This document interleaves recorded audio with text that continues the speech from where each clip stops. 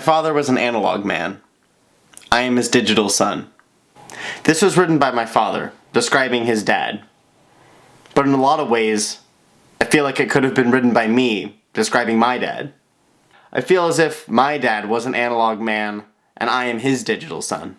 As I read more of my father's writing, I began to uncover a side of him that I never knew while he was alive. The relationship that he had with his father in many ways mirrored the relationship that I had with mine.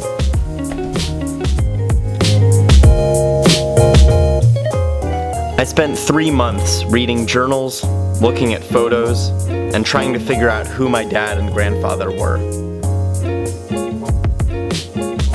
I uncovered stories and facets of their personalities that I never even knew existed. The fact of the matter was, I still didn't really feel like I had a sense of who they were. I had to talk to someone who knew them best. Sorry, Snoopy. You can't go with us. Dogs aren't allowed on the school bus. Woof.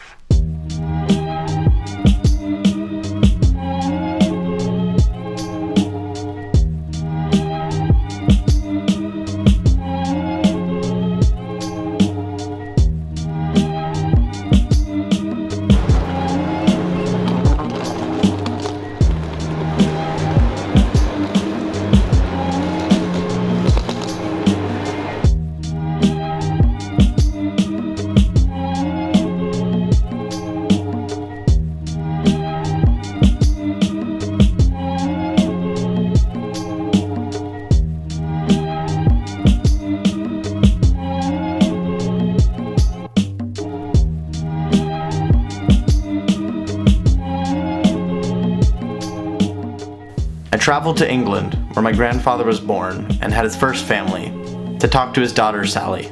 Surrounded by rolling hills and old cottages, I felt closer to my grandfather than I ever had before.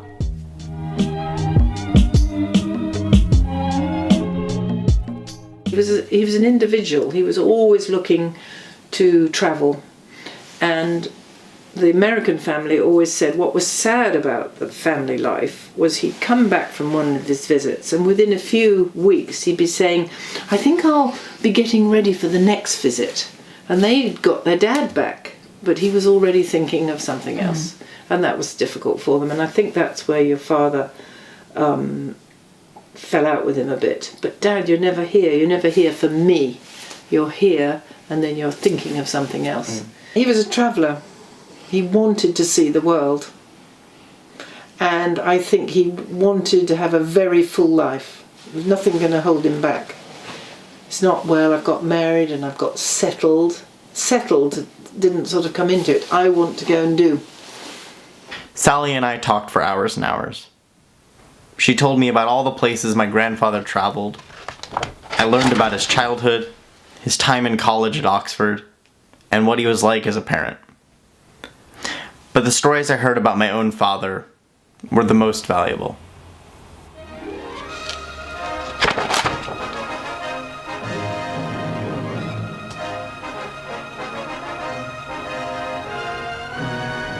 Abingdon, on the River Thames, the MG car factory. From these drawing boards over the years have come one model after another of a world-famous family of sports cars. Right now, the draftsmen are working on a very special job, that of designing the fastest 1.5-litre car in the world. A car tailor-made to fit one of the fastest drivers in the world, Sterling Moss.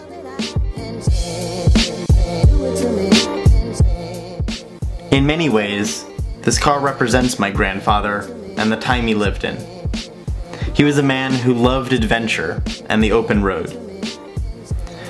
Most of all, this car is, just as my grandfather was, an analog in a digital age. The MGTD was one of the last cars to have a hand crank to start the engine in case the electric starter failed.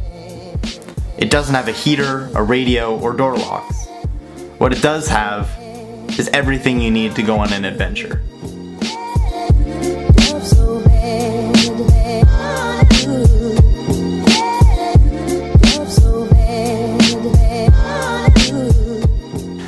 Verity, noun, principle or belief, especially one of fundamental importance.